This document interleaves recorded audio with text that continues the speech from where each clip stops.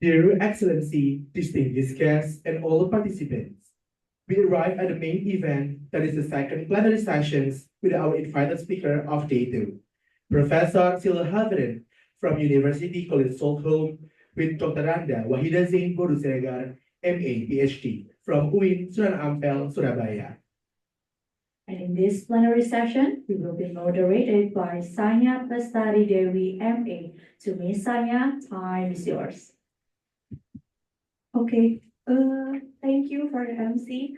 Assalamualaikum warahmatullahi wabarakatuh.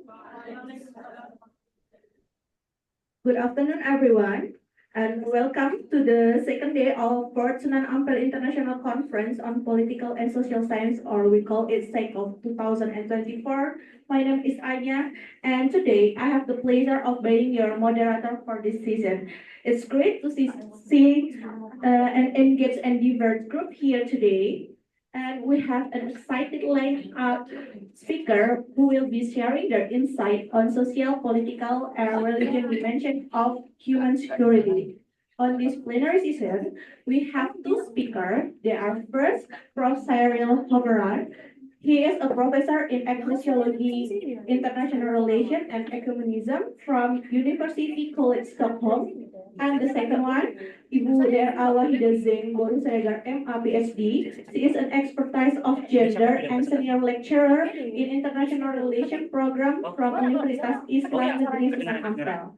And each speaker will be given around 45 minutes to deliver their presentation. And for this session, because Pak Cyril have a rush, so we will directly to move to question and answer after Prof. Cyril give a presentation. Okay, please join us on question and answer feature if you want to ask the question after Prof. Cyril give a presentation. And then for the offline participant, please give a raise hand, and our team will give your microphone to ask about your question.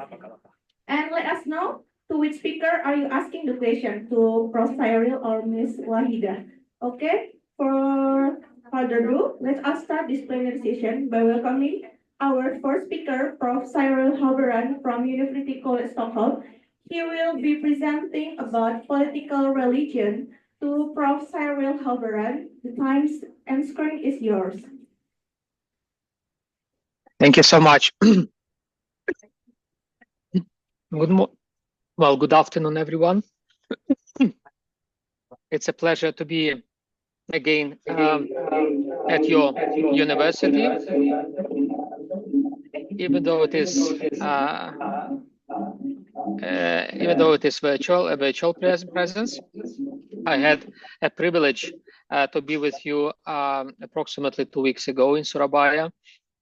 Now I am back in Europe. I am currently in Barcelona, in Spain, waiting for my flight to Germany, where we will have tomorrow another conference on a relevant topic. It's organized by the University of Göttingen in Germany, and co-organized by my institute, which I lead in Los Angeles. It's the Huffington Ecumenical Institute. And our conference will be actually on the sacralization of the war.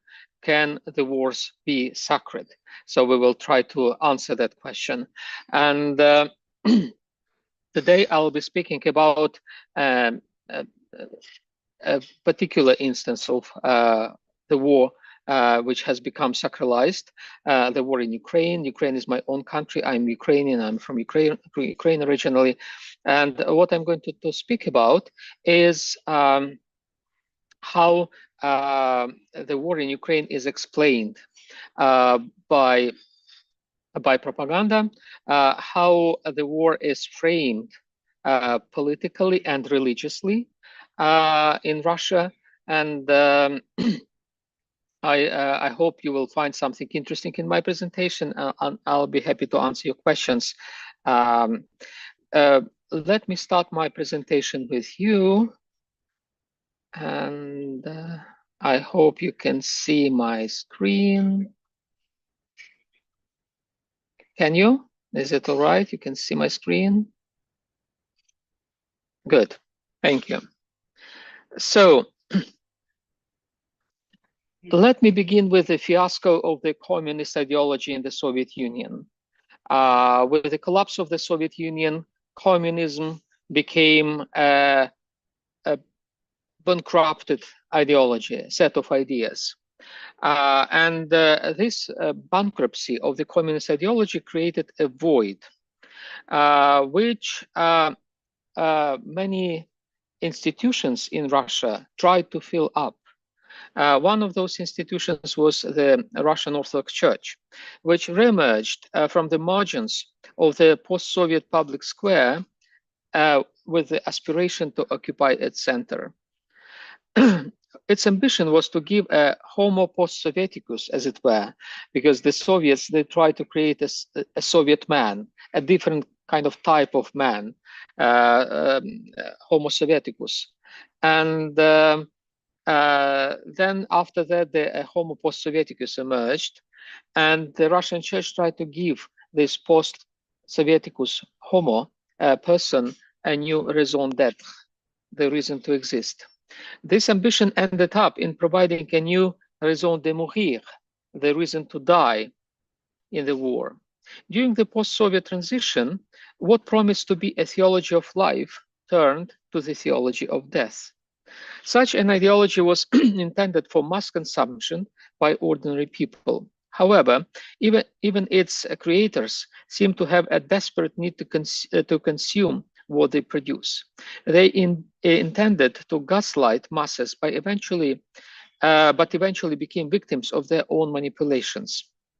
In result, even the Russian leader, Vladimir Putin, does not seem to be able to explain this war to himself without the narratives produced by his counterparts in the religious groups in the church.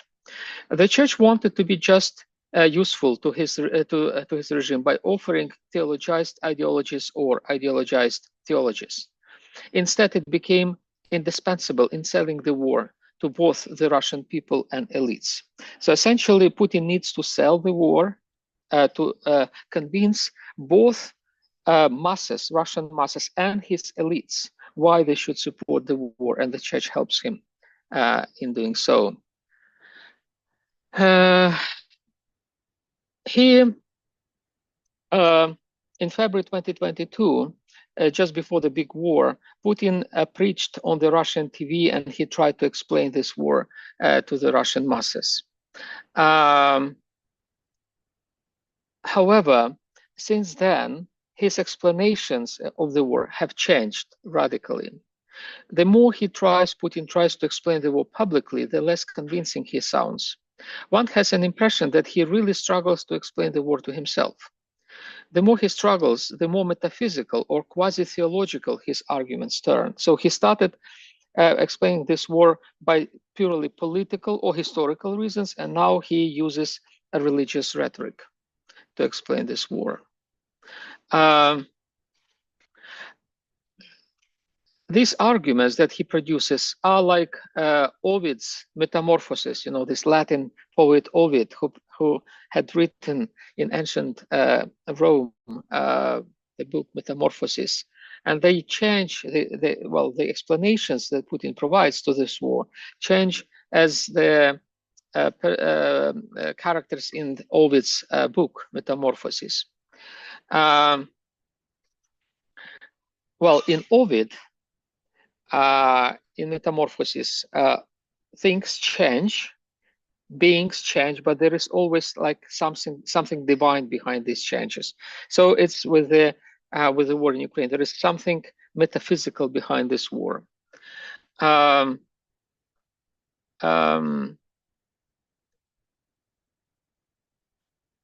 Even before he waged his war against Ukraine in 2014, because the war started in 2014, Putin had adopted quite a few words, phrases, explanations of this war coined by the church. They originated from the limbo, which is between the sacred and profane narratives. One of them is the idea of traditional values. This idea is an elaboration on the concept of values, which was designed in the 1970s as a vehicle to smuggle some religious ideas through the well-guarded walls of secularism. So the idea of traditional values come from the secular kind of secular ideology that dominated the West.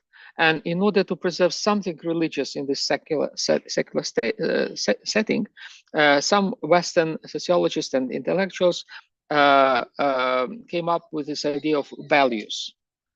As it's like a secular extract from religion. In the 2000s, which some, such as the famous German philosopher Jürgen Habermas, perceive as an era when post-secularity replaced secularism, the concept of traditional values effectively became an alternative to liberal democracy. With this new rationale, it was appropriated by the emerging autocracies in China, Russia, Hungary, and elsewhere across the globe. In 2022, Putin made traditional values a law in Russia. The law is called on the approval of the fundamentals of state policy regarding the preservation and strengthening of traditional Russian spiritual and moral values. So this is the title of the law. And it was signed by the Russian president on November 9, 2022. Putin did not stop at half measures in exploiting theological languages. He advanced to a fully fledged biblical and theological hermeneutics. In his spirit, while addressing a crowd at the Luzhniki Stadium in Moscow in February 2023, he drew a parallel between the Russian word Отечество, which is best rendered as like the fatherland, and the prayer provided by Jesus in the New Testament, Our Father, the so-called Lord's Prayer. And Putin said, in particular, in this phrase, he, meaning Jesus, stated, there is something powerful, huge. I would even say, I quote Putin, mystical and holy. No wonder, therefore, that one of the most famous prayers begin with the words, Our Father. So Putin makes reference to the Bible, to the scripture, in order to draw a parallel between the Heavenly Father and the fatherland. So he essentially sacralizes fatherland. He makes fatherland a sacred institution. I'll show you this this piece of Putin's speech in Moscow.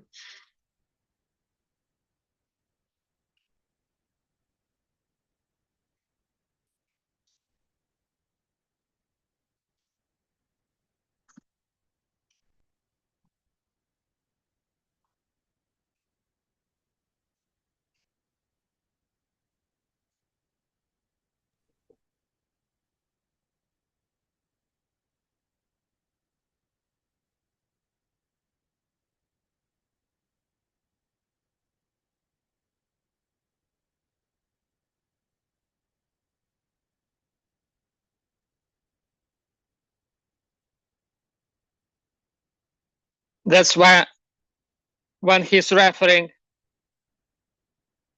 to the scriptures, and his presentation was followed by this singer, Russian singer. His name is Shaman.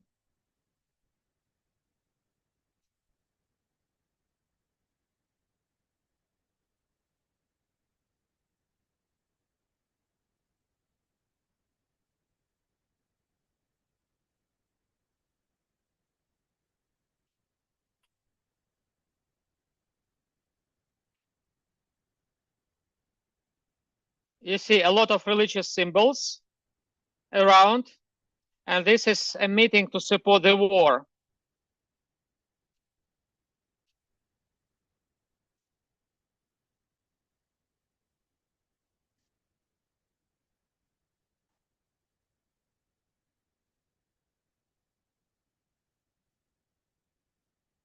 This is the same singer.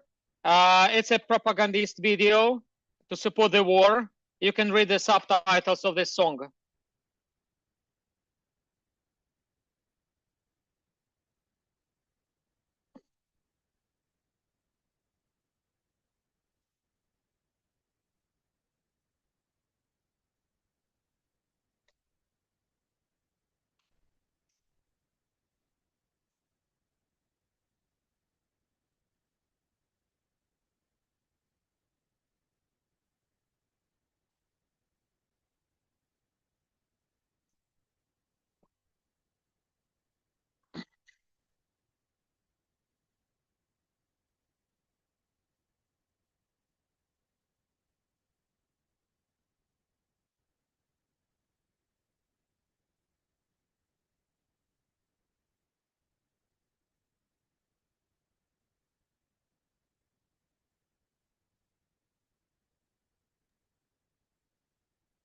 Uh, Sorry, Pak Cyril, we cannot hear the voice of the video. Sorry? Can you hear me?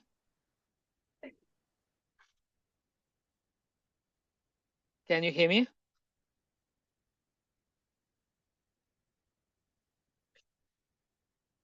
Because I can hear you. Can you hear the presentation? Now you are muted. I think you are muted. I cannot hear you.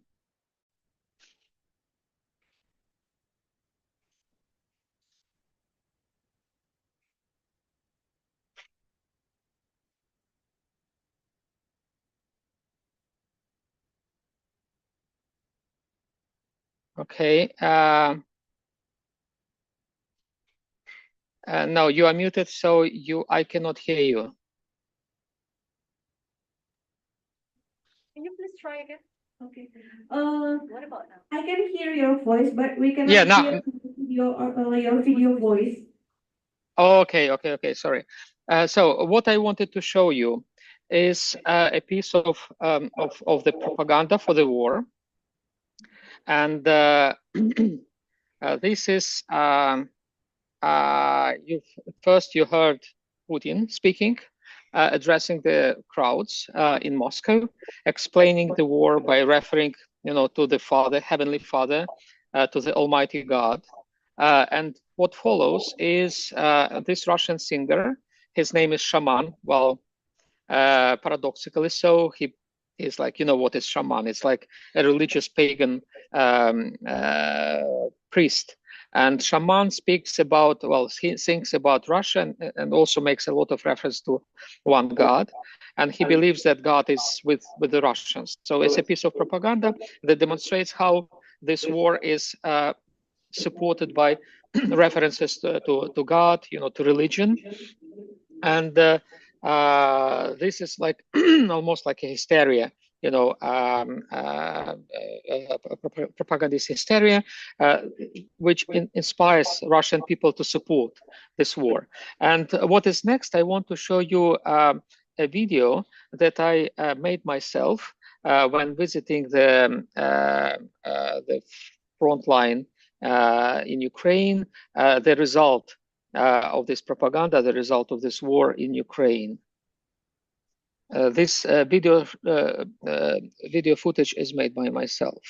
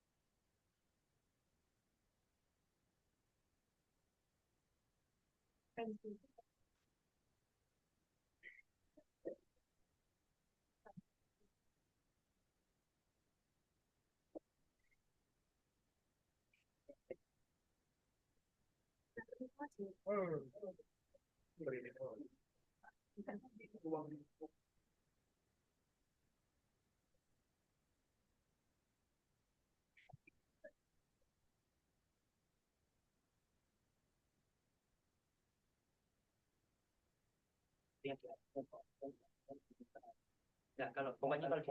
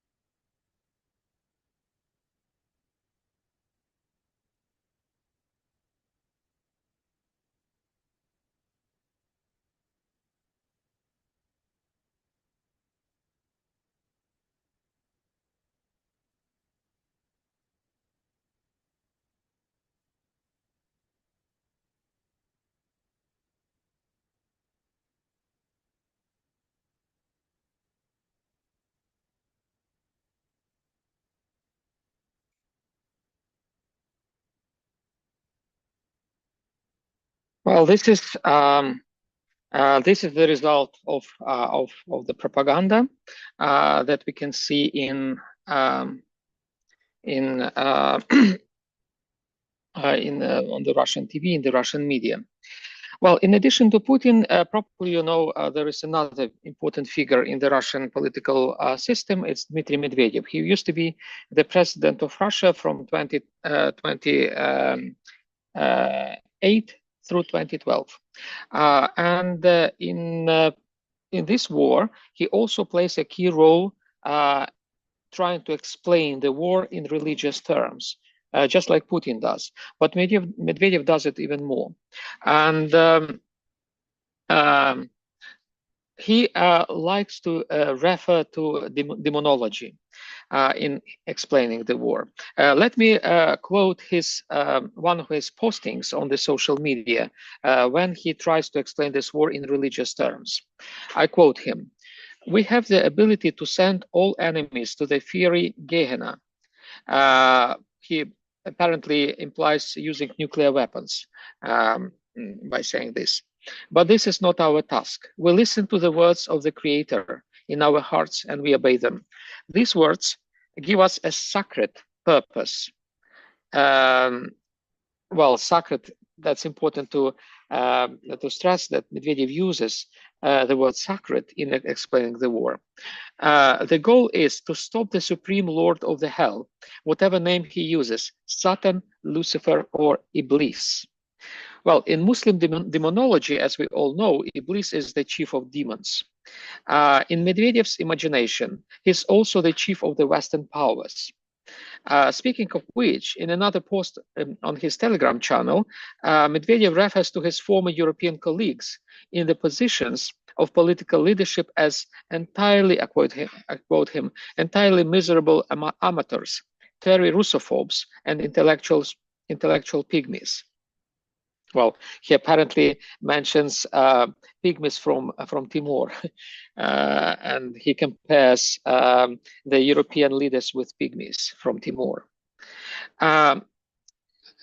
Russophobia is a key word word here and in many other messages emitted by the Russian propaganda. The real driving force of Russophobia for many Russians is hatred to Orthodox Christianity. Their logic is the following: Orthodoxy is the only true religion, they believe. Satan, who lurks in all Western political institutions and churches, hates truth and therefore Orthodoxy. He moves the West to attack Russia, but his ultimate goal is to destroy Orthodoxy. Most Western politicians, therefore, without necessarily realizing this, serve the Iblis. Either consciously or unconsciously, they execute his will. Russophobia, therefore, is something like a Western original sin. In the words of an Orthodox lay activist of some fame, Kirill Frolov, pacifism and Russophobia are sins against the Orthodox teaching. So he believes that both pacifism and Russophobia are very grave sins. This figure, Frolov, a professor of the Moscow Theological Academy, Archpriest Vladislav Tsipin, in his article, "The Special Military Operation in the Light of the Christian Teaching on the War and Peace," mentions the saying attributed to the former United States National Security Advisor Zbigniew Brzezinski. And I quote Tsipin: "After the defeat of the USSR in the Cold War, the main enemy of the free world became the Orthodox Church, together with other traditional religions that have not embarked on the path of modernist liberalization and all the adherents of traditional moral values." End of quote. It has been proven that this statement by Brzezinski is a fake, but this does not matter to the Russian propagandists who keep quoting him. As for the real statements by American politicians regarding Russia, I cannot resist referring to the debates between Barack Obama and Mitt Romney during the presidential campaign in 2012. Then they famously diverged on how to assess Putin's Russia. For Romney, Putin's regime was as early as in 2012 America's #1 geopolitical foe. For Obama, in contrast, Russia was a mere regional power, which was better to ignore. The latter assessment proved to be wrong in many senses, including how the Russians themselves perceive their antagonism with the West. This antagonism, in their imagination, has the scale of a cosmic battle. Patriarch Kirill of Moscow is particularly eloquent in painting such a picture with thick brush strokes. According to him, God himself endorsed Russia with a special mission to save the world from itself. And I quote Kirill, "The Lord has chosen our country and our church not because of our personal holiness or our good deeds, which we do not have, but because of the prayers of our saints, martyrs, and confessors, because of the great civilizational work that Russia has done by establishing orthodoxy across the spaces of the Eurasian continent. So we must firmly follow what the Lord intends us to do by holding our country, our people, and through this perhaps the entire world from the dominating of the evil, from decay and destruction." In this passage, the Patriarch refers to the concept of katechon. Katechon is a concept that goes back to the Bible, to the New Testament. It is mentioned by Paul, Apostle Paul, and it was later on used in the Byzantine political theology as an idea of someone who holds the world from decay, from corruption. And the Russian propaganda presents Putin as a sort of a new katechon, a new preserver, a new holder of the universe, essentially, from corruption and destruction. That is, they believe, that is their mission. So their mission is to save the world from the global evil, and the only strength to save the world is through the political regime of Putin and the Russian Orthodox Church. So for them, Islam is also a sort of this destabilizing factor in the world that contributes to to the decay, to the destruction of the world, and only the Russian Orthodox Church is able to save the world from all those evil forces, according to the Russian propaganda.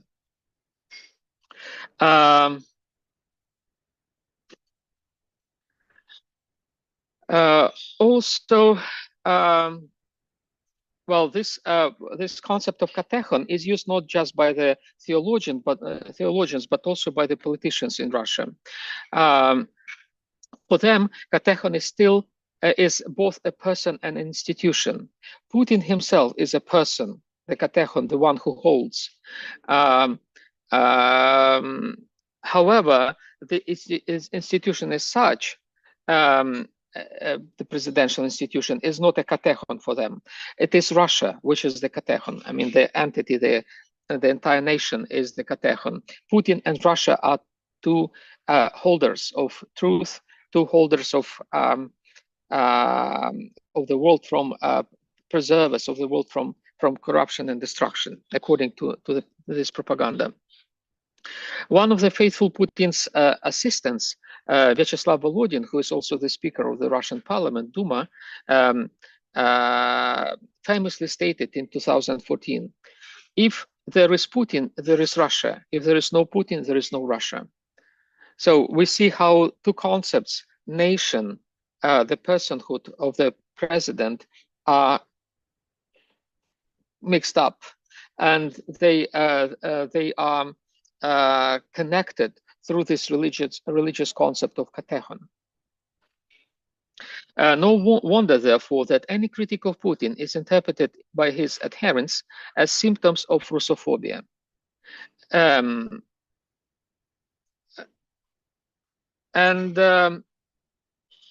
The Russian propagandists also compare Russophobia with Byzantinophobia. So there is not just Islamophobia, which is spread across the world, but the Russians believe that there is also Byzantinophobia, and they believe that the West intrinsically hates the East. It hated Byzantium as it now hates Russia.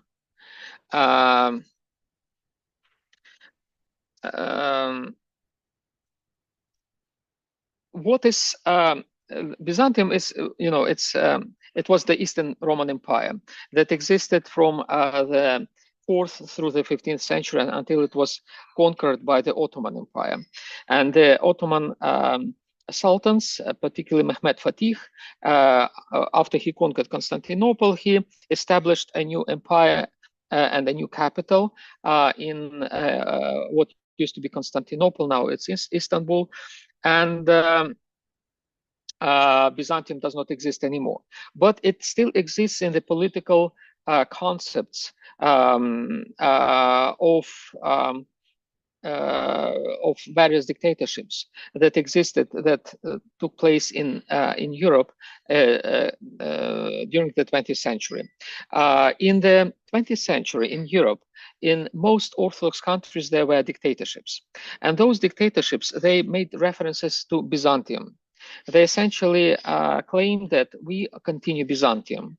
We continue the mission of Byzantium in our days. I call this Byzantinism, and Byzantinism was very much intrinsic into all Orthodox Christian dictatorships in Europe in the 20th century, and Russia is not an exception from that. And if we take the rhetoric of Putin, rhetoric of Medvedev, of other ideologists of this war, we can see that the idea of Byzantium is very important for them, and they believe that they continue Byzantium.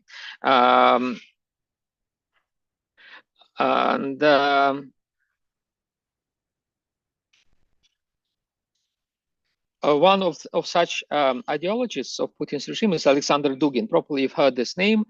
He's a philosopher, quite an inconsistent one, and he tries to explain this war and Putin's regime also by references to Byzantium. According to Dugin, Russia embodies Byzantium's religious, soteriological, and eschatological mission. At the center of this mission, Dugin believes, there is the supreme ruler as a paternal, almost mystical figure. Dugin argues that with the advent of Putin and by virtue of his truly decisive patriotic reforms, the autocratic principle unfolded in full force. The Russian people want only Putin and no one else, and for this, they are ready to change the constitution and everything else. Putin is the supreme ruler, the savior of Russia. That is the end of quote from Dugin.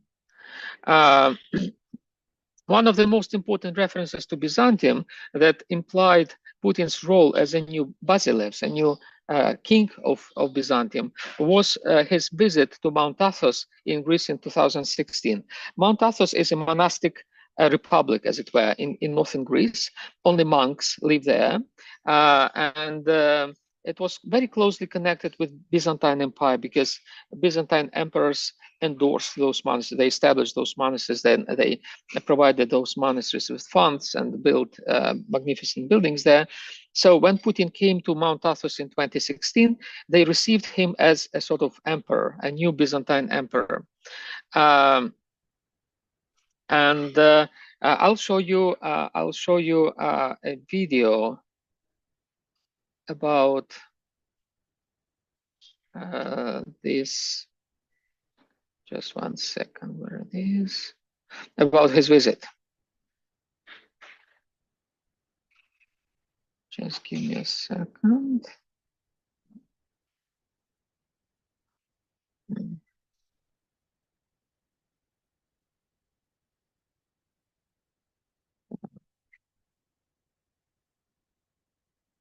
Sorry.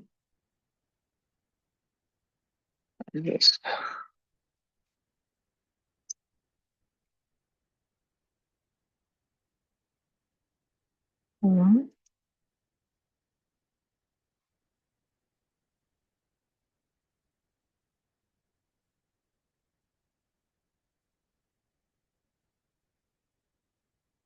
Just 1 second. Yeah, here it is.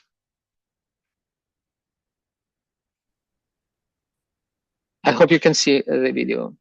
So this video is from Putin's visit to Mount Athos, and you can see how he's treated there.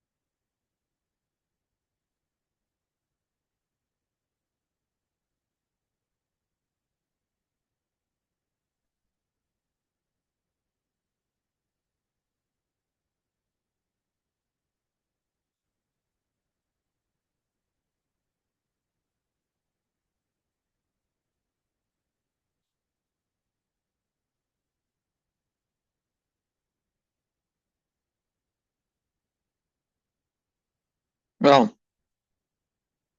that's a footage from the Russian TV, central channel of the Russian TV, that showed Putin as a sort of religious leader in the capacity of a successor of the Byzantine emperors.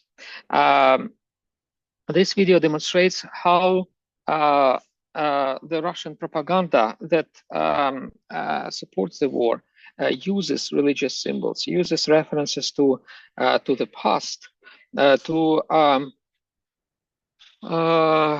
the models of relation between the church and the state, religion and politics that exist in the past, in order to justify, to explain the policies of the current Russian state, including the war. So the war, on the one hand, you saw the results, the results of the war: destruction, destroyed buildings, many killed people, including children, and this war is explained, is justified, or they try to justify this war by references to various religious symbols. In my presentation, I showed some examples of such references, like to the concept of katechon, which is both political and religious, to the concepts of satanic powers, with references not just to the Christian demonology, but also to the Muslim demonology, which is very interesting because this propaganda tries to reach out also to the Muslim population in Russia. As you know, around 20% of the Russian population are Muslims, and Russian propaganda tries to use also concepts from Islamic demonology, from Islamic theology, to convince now Muslims to support this war against Ukraine. We see how the instrumentalization of religion is happening, and as a result of this instrumentalization, religion is distorted. Religion is misrepresented itself. Religion becomes an instrument, a weapon in the hands of Russia, and well, it's not a new phenomenon. It happened in the past. It still happens in our time, when Islam gets instrumentalized, weaponized, when other forms of Christianity become instrumentalized and weaponized. It happened in the past, and unfortunately it happens now in Russia. That's what I wanted to kind of demonstrate to you today, to present to you today, how a sort of political theology, a sort of religious rhetoric is used to support the war, and how this rhetoric harms religion as such. So that will be my my message, my presentation to you, and I'll be happy to answer your questions.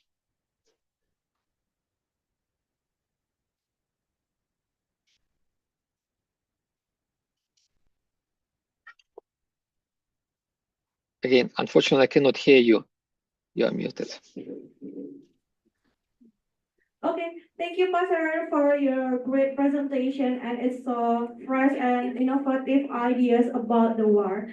We can learn that the war between Russia and Ukraine use political religion as Putin propaganda to convince about to justify the war. Okay, now we open the floor for the question and answer session. Please use future question and answer like raise hand in the Zoom meetings, or we can give you your mic, give you our mic in this offline session. If there is a question, we can start now. Okay, thank you. There is two, and then any others?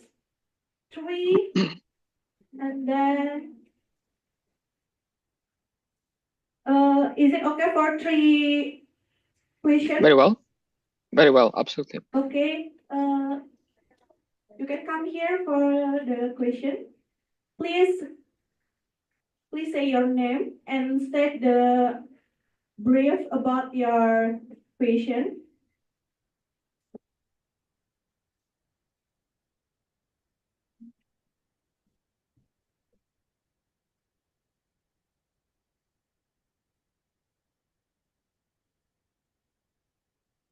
Okay, thank you, sir, for the opportunity. So, my name is Novera Lutfiani. I'm from International Relations student, and I just read about the news. The news is talk about the Russian Orthodox Church has approved a statement describing Russia's special military operation as holy war.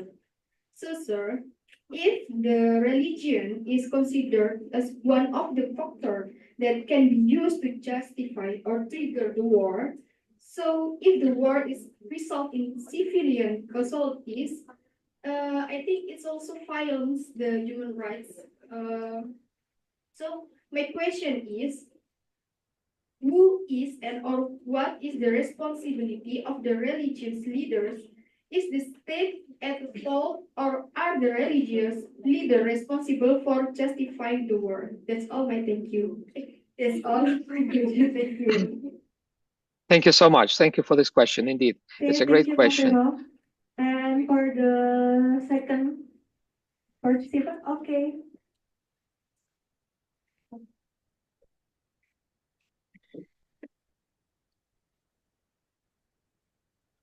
Shall I answer now this question, or you will ask another one? Or you will ask another one? Okay. My name is Dr. Aisha Asmara. I'm an international relations student too. My question is, in what ways has the Russian Orthodox Church benefited from its close association with Putin, and how does this affect its independence and credibility as religious institution? And also, how have the religious minorities or secular groups in Russia responded to the increasing entanglement of religion and politics in the context of war? That's all my question. Thank you. Wonderful. Thank you. Okay, thank you, Jafira. And the last one. Okay.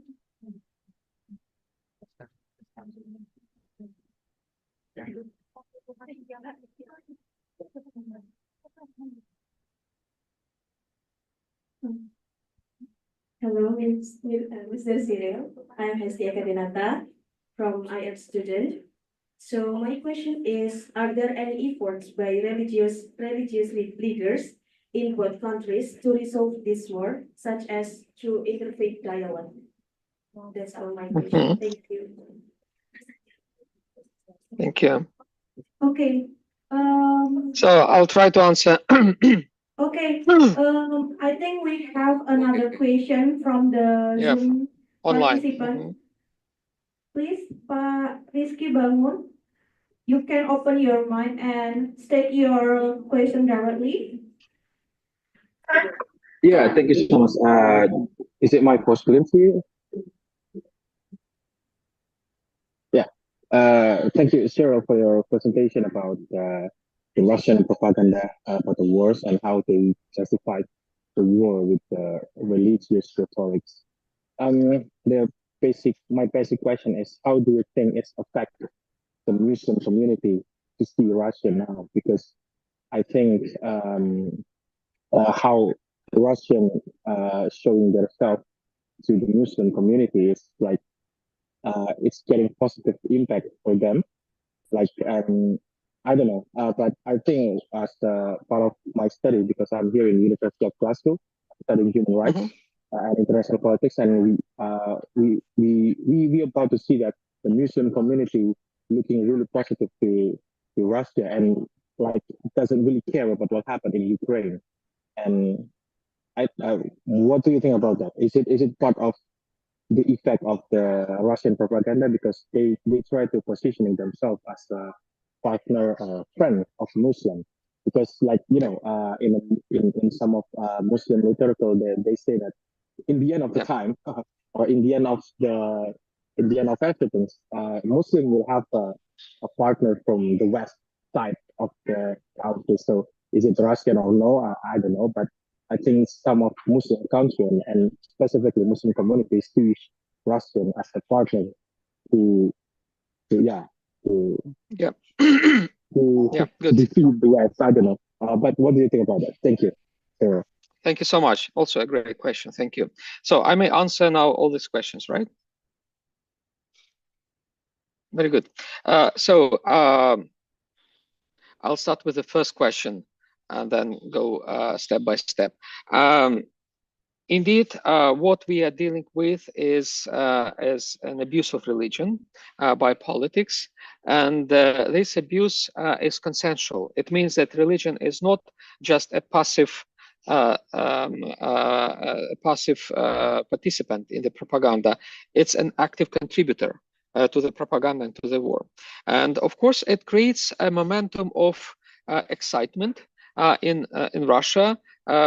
People who yield to the propaganda, who accept propaganda, they also begin supporting religion that supports the war. However, eventually there will be a very profound frustration with both propaganda, with the war, and with religion. So the danger of such a support of the war, but by religion, is that religion will become distrusted eventually. This will lead further to secularization of the Russian society. This is the paradox of this war. Putin and Patrick Kirill and other figures around them, they say that they fight this war in order to rebuke, in order to fight against the Western secularism. But the result of this war is the risk of a further secularization of the Russian society, because people will become disappointed about religion, will be frustrated about religion. I'm now in Spain. In Spain, as you know, the Catholic Church supported wholeheartedly the Franco regime. The regime of General Franco, which lasted until relatively recently, and the church endorsed this regime completely. And the hope of the church was that by endorsing Franco's regime, it will help the church, religion, to thrive, to flourish, to be accepted by people. But the result of this is a very profound secularization of Spain. Spain is one of secularized countries in Europe because of this frustration with religion that had supported Franco's regime. And I envisage a similar frustration in Russia about religion among the people after Putin, after the war. Putin will lose their excitement about religion. They will embrace secularism more than they do now. So that is one of the dangers, of the risks of religion supporting the war. And then regarding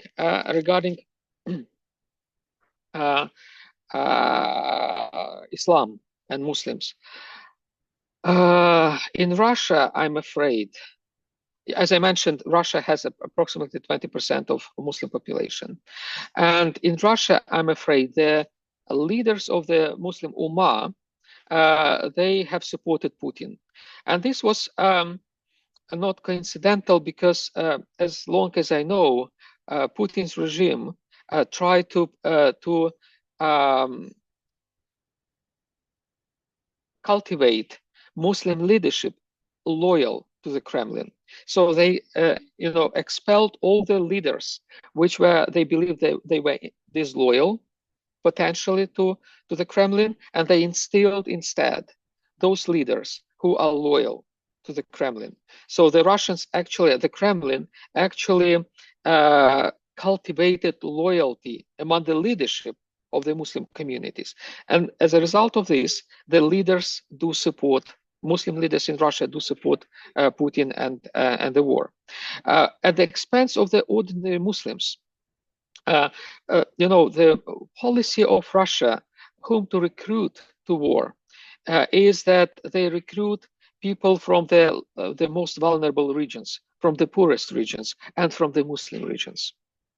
If you take statistics who have been killed in this war, Russians who have been killed in the war, most and compare the numbers of those who were killed with the numbers of the population in that region from those from where those people came, you see that the largest proportion of those who were killed against those who live in this region are Muslims, like Dagestan, for example, or Ingushetia, or Chechnya. So that is another paradox of Russia. Putin says, I support Islam, I support Muslims, and he kills Muslims more than anyone else. He sends Muslims to be killed more than anyone else.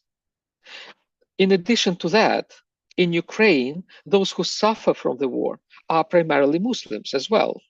The first victims of the war were the Muslim Crimean Tatars, Kremli. Crimea was occupied in 2014. And then, the most vulnerable population in Crimea that suffered most from the occupation are the Crimean Tatars. Many of them have left Crimea, and I know many of them who have left. They are very good friends, and they are, very good people, and they had to leave. Many disappeared, many were killed, and those who did not leave Crimea or were not killed or were not imprisoned had to comply. So Russia did the same with the Muslim community in Crimea, what they did with the Muslim community in Russia. They instilled controlled, loyal leaders to the Muslim groups in Crimea. And essentially, they established also parallel structures, Muslim structures. There are more pro-Ukrainian Muslim structures. They were expelled from Crimea, and in parallel to them, the Russians established pro-Russian Muslim administrative structures and religious groups. So Russia tries to control Islam, in other words. It tries to control Islam within Russia through the leaders, and it tries to control Islam also on the occupied areas. When it cannot control Islam, it just kills Islam, it tries to get rid of this Islam. So the only Islam Russia supports is a state-controlled Islam. That would be my answer to this question.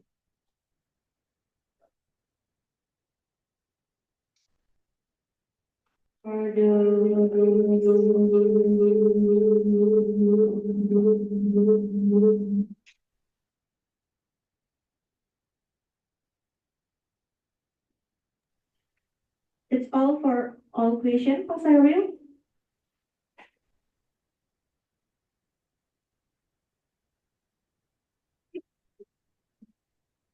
Okay, Pak Cyril, it's for all questions. It's the answer for all questions.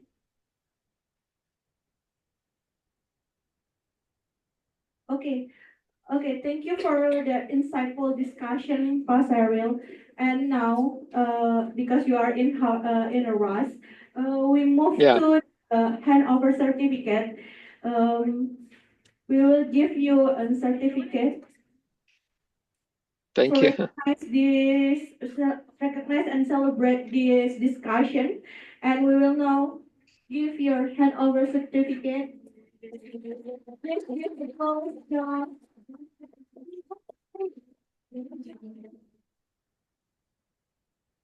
Thank you so much. I really appreciate your invitation, and it was a great privilege to be with you today. Okay. Okay, now we will move to the photo session. Before you leave this Zoom meeting, Pak Cyril, I would like to all participants in online to open the videos of the Zoom, and we will take the picture of this session. Very good.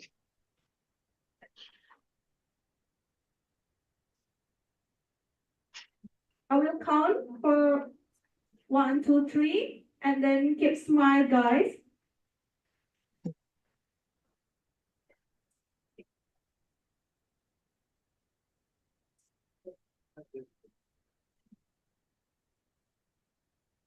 Okay.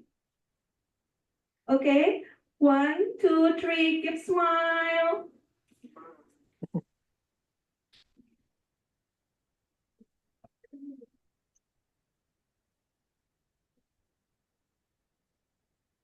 Okay, thank you, Pasaria, for that Thank you. insightful and so freshly ideas about the war. And maybe we can continue the discussion for the next year. And once again, thank you being part of this conference, and thank you for all participation.